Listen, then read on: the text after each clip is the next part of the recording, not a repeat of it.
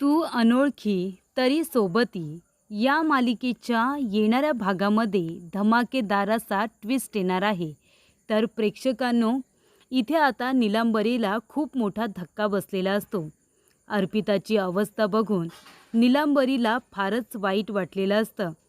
अचानकपणे या गोष्टी कशा काय घडल्या याचा तिला धक्का बसलेला असतो. आणि प्रेक्षकांनो, इथे आता नीलांबरीच्या समोर खूप मोठ्या भयानक सत्याचा उलगडा हा राजसीने केलेला असतो. आणि जेव्हा इथे नीलांबरीला समजतं की अर्पिताच्या आणि समर्पिता किचनच्या जीवावरती उठलेली राजसी आहे, आणि तेव्हा नीलांबरीला भयंकर राग येतो आणि ती राजसीच्या जोरदार कानाखाली देते आणि अर्पिताच्या अपघाताचा तिच्याकडून बदला घेते आणि तिला खणखणीत आवाजामध्ये सांगते, पुन्हा जर माझ्या मुलांच्या जीवावरती उठण्याचा प्रयत्न केलास ना, तर तुला या घरामध्ये सुद्धा उभं करणार नाही. अशा पद्धतीने इथे नीलांबरीने राजसीला खडे बोल सुनावलेले असतात. आणि इथे आता मनातल्या मनामध्ये बरं झालं ह्या राजसीचं माझ्या मुलाबरोबर लग्न झालं नाही, असं सुद्धा तिला आता वाटतं. तुझ्यापेक्षा ती अर्पिता बरी, निदान ती कुणाच्या जीवावरती तरी उठत नाही, असं म्हणत तिने राजसीला आता घराच्या बाहेरचा रस्ता दाखवलेला असतो. तर प्रेक्षकांनो, येणाऱ्या भागामध्ये कशा पद्धतीने या गोष्टी पुढे घडत जातात आपण सविस्तरपणे बघूया. तर इथे अर्पिताची कंडिशन खूपच जास्त क्रिटिकल असते. सगळेजण टेन्शनमध्ये असतात. समीरला तर इथे काय करू आणि काय नको अशी त्याची अवस्था झालेली असते. म्हणजे अर्पिताची त्याला आता इतकी सवय झालेली असते की अर्पिताशिवाय तो जगू शकणार नाही अशी त्याची अवस्था झालेली असते. आणि त्यामुळे प्रेक्षकांनो, इथे आता समीर अर्पिताला म्हणत असतो की अर्पिता मॅडम, तुम्ही लवकरात लवकर बऱ्या व्हा. मी तुमच्याशिवाय नाही जगू शकणार. मला सवय झाली आता तुमची. तुम्ही जर माझ्या आयुष्यामध्ये नसाल तर माझं आयुष्य हे बेरंग होऊन जाईल. मला जगणंसुद्धा मुश्किल होऊन जाईल. आणि म्हणून तो देवाचा धावा करत असतो. तर नीलांबरीला आणि इथे राजेंद्र काकांना दोघांनासुद्धा या गोष्टीचा धक्का बसलेला असतो की नेहमी घराच्या सुखाचा विचार करणारी, सगळ्यांच्या आनंदाचा विचार करणारी अर्पिता कितीही घालून पाडून बोललं, कितीही अपमान केला, तिरस्कार केला, राग केला, पण तरीसुद्धा सदैव चेहऱ्यावरती स्माईल आणि प्रत्येकाच्या इथे तिला खाण्यापिण्याची काळजी, या सर्व गोष्टी नीलांबरीला आता आठवत असतात. आणि तिला वाटत असतं की मी अर्पिताला थांबवलं असतं, सांगितलं असतं की हे मुली, तो दिवा घेऊन जाऊ नकोस. दिवा फडफडला म्हणजे नक्कीच काहीतरी संकट येणार आहे. ही गोष्ट जर मी तिला सांगितली असती तर कदाचित एवढं मोठं संकट हे टळलं असतं. का बोलले नाही मी, का बोलले नाही? देवाने मला संकेतसुद्धा दिला होता. मग तरीसुद्धा मी अर्पिताला का थांबवलं नाही? माझी चूक झाली, माझी चूक झाली, असं तिच्या मनामध्ये येत असतं. कधी नव्हे ते नीलांबरी स्वतःला ब्लेम करत असते की माझंच चुकलं, मी थांबवलं नाही अर्पिताला. तेव्हा नीलांबरीला सुद्धा धक्का बसलेला बघून रेणुकासुद्धा इथे चकित झालेली असते की कालपर्यंत अर्पिताच्या नावाने खडे फोडणारी माझी आई नीलांबरी अशी कशी बदलली. तेव्हा नीलांबरी म्हणते, रेणुका, त्या मुलीला काही होता कामा नये ग. ती जगली पाहिजे, ती जगली पाहिजे. कारण का, मला कितीही ती नापसंत असेल, मला तिचा कितीही राग येत असेल, पण तरी तिच्या जीवाचं काही बरं वाईट व्हावं असं मला अजिबात वाटत नाही. तिने बरं झालं पाहिजे, कारण ती मुलगी खूप चांगली आहे ग. प्रत्येक वेळी आपल्या कुटुंबाच्या भल्याचा विचार करते. मान्य करते की तिचं या घरामध्ये येणं मला आवडत नाही आणि आवडलेलं सुद्धा नाही. पण काय करणार ग, माणूस म्हणून ती वाईट नाही आहे, हे मला कळलं आहे. त्यामुळे असं घडायला नको होतं. तेव्हा इथे अर्पिता आता हॉस्पिटलमध्ये क्रिटिकल कंडिशनमध्ये असते. तेव्हा इथे लगेच नीलांबरी काय म्हणते, चला डबा घेऊन जायला हवं, आपण डबा घेऊन जाऊया आणि त्या निमित्ताने आहे ना त्या मुलीलासुद्धा बघता येईल. रेणुका, चल चल, आवर पटापट, डबा तयार करायला घे. तिथे आपले चाळकरीसुद्धा आहेत आणि समीर आणि सलीलसुद्धा आहेत. त्यांच्यासाठी डबा घेऊन जायला हवं ना. त्या निमित्ताने आपण जाऊ आणि त्या मुलीलासुद्धा बघू.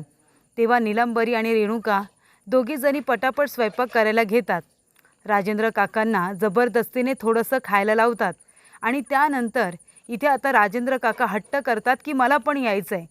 तेव्हा इथे ती म्हणत असते, अहो असं करू नका, तुम्ही घरी थांबा ना, आम्ही तिला बघून लगेच येतो. तेव्हा इथे राजेंद्र काका काही ऐकायला तयार नसतात. तेव्हा नीलंबरी म्हणते, बरं चला तिघेही जाऊ.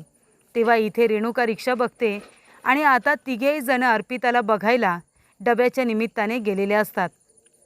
तेव्हा आता समीरची अवस्था बघितल्यानंतर नीलंबरीच्या पायाखालची जमीनच सरकते. कारण समीर पूर्णपणे खचून गेलेला असतो. त्याच्या पायाला ताकदच नसते. रडून रडून त्याने स्वतःची अवस्था फार वाईट करून घेतलेली असते. अर्पिताचे तिथे आता वडील, भाऊ आणि बहीण आलेले असतात. त्यांची अवस्थासुद्धा फार काही बरी नसते. सगळेजण अर्पितासाठी रडत असतात. ज्यांच्यावरती ती प्रेम करते आणि जे तिच्यावरती प्रेम करतात ते सगळेजण हादरून निघालेले असतात. आणि तेव्हा प्रेक्षकांनो, इथे आता नीलंबरी तिथे आलेली असते. तेव्हा ती समीरच्या खांद्यावरती हात ठेवते आणि म्हणते, बाळा रडू नकोस, सगळं काही चांगलं होईल, सगळं काही तुझ्या मनाप्रमाणे होईल, अजिबात रडू नकोस. तेव्हा इथे आपल्या आईचे हे शब्द समीरला धीर देऊन जातात. आणि तेव्हा ती म्हणते, थोडंसं खाऊन घे. तेव्हा समीर म्हणतो, नको आई, अर्पिता मॅडमनी सकाळपासून काहीच खाल्लेलं नाही आहे गं. सकाळपासून त्या कामच करत होत्या. त्यानंतर मार्केटमध्ये गेल्या, जाऊन राजश्रीचे पैसे परत केले भाड्याचे. हे सगळं करूनसुद्धा त्याने काही खाल्लं नव्हतं. आणि आता तर बघ ना, न खाता पिता हॉस्पिटलमध्ये ॲडमिट झाल्या. तेव्हा इथे नीलंबरीलासुद्धा समीरचे हे शब्द ऐकून तिच्या काळजाचं पाणी पाणी होतं. तेव्हा इथे समीर आपल्या आईला मिठी मारून खूप जास्त रडत असतो, खूप जास्त रडत असतो आणि म्हणतो, आई तुलासुद्धा राहवलं नाही ना गं. अर्पिता मॅडमचा इतका राग करणारी तू, पण शेवटीला अर्पिता मॅडमवरती एवढं मोठं संकट आल्यानंतर तू स्वतःला थांबवू शकली नाहीस ना.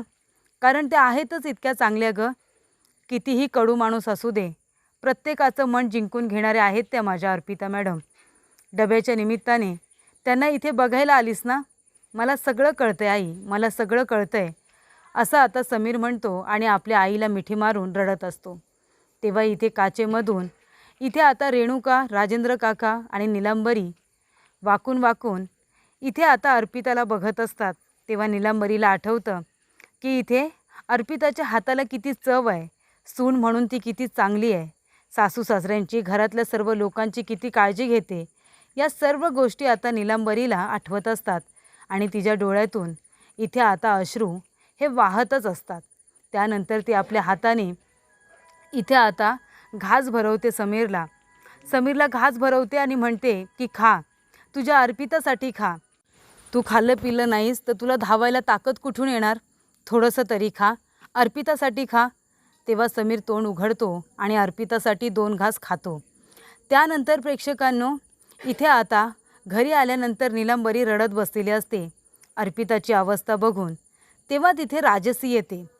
राजश्री म्हणते, रेणुका काय झालं.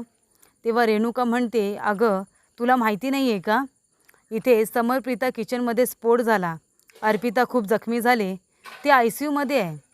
तेव्हा राजश्री म्हणते, मग काय झालं, तुम्ही दोघीजणी इतक्या का रडताय. का काकू, समीरची आई, अहो काय झालं, तुम्ही काय इतक्या रडताय. तेव्हा नीलंबरी म्हणते, अगं का रडताय म्हणजे त्या मुलीच्या जीवावरती बेतलं आहे. ICUमध्ये आहे, ती मरणाच्या दारात पडली आहे आणि तिला बरं वाटेल की नाही डॉक्टर इथे सांगतसुद्धा नाही आहेत.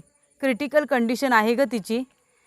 तेव्हा इथे आता राजश्री म्हणते, अहो काकू मग तुम्ही कशाला रडताय, आपल्याला तर हेच हवं होतं ना. मग बरं झालं ना गॅसचा स्फोट झाला आणि ती हॉस्पिटलमध्ये गेली, ती मेली तरी तुम्हाला काय फरक पडतो. आणि तसंही काकू, हे जे काही घडलं आहे ना ते आपोआपच घडलेलं नाही आहे, मी हे सगळं घडून आणलं आहे. अहो आपला तर हाच प्लॅन होता ना, समीरच्या आयुष्यातून अर्पिताला कायमचं हकलून द्यायचं. मग बरं झालं ना, आता जाईल ती ढगात, आपल्या डोक्याचा ताप तरी जाईल आणि मग मी आणि समीर आम्ही दोघेजण लग्न करून सुखाचा संसार करू. बरोबर ना, हे तर आपलं ठरलं होतं. तेव्हा इथे नीलंबरी म्हणते, म्हणजे राजश्री, हे जे काही संपूर्ण घडलं आहे हे तू घडून आणलं होतंस. तेव्हा राजश्री म्हणते, हो मग काय, हा सगळा प्लॅन माझाच तर होता आणि तुम्ही कशाला रडत बसलाय तिच्यासाठी. तुम्ही हसा बरं, आणि हे बघा आपण तर सेलिब्रेट केलं पाहिजे. तेव्हा इथे नीलंबरी म्हणते, अच्छा, म्हणजे हे जे काही नुकसान झालं, जी काही आता अर्पिता हॉस्पिटलमध्ये आहे, हे सगळं तू घडून आणलंस तर. तेव्हा राजसी म्हणते, मग कोण करणार आहे समीरची आई? तेव्हा नीलांबरी इथे आता राजसीच्या जोरदार कानाखाली देते. अगदी तिच्यामध्ये जेवढी ताकद असते तेवढ्या ताकदीने ती इथे आता राजसीच्या थोबाडीत देते आणि म्हणते, लाज नाही वाटली तुला असं वागताना? ती मुलगी कशीही असली तरी ती एक माणूस आहे, तीसुद्धा कुणाची तरी मुलगी आहे.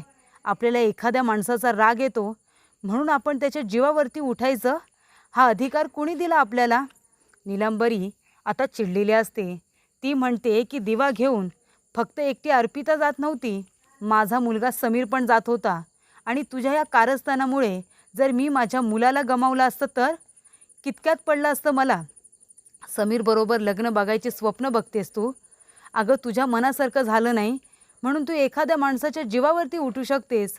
उद्या जर या घरामध्ये लग्न करून तू आलीस आणि आमचं कुणाचं काही तुला पटलं नाही तर आमच्यासुद्धा जीवावरती उठायला तू मागे पुढे बघणार नाही गं राजसी. तेव्हा राजसी म्हणते, समीरची आई हे काय बोलताय तुम्ही? तुमच्या बाबतीत मी असा विचार का करेन? ती म्हणते, का नाही करणार?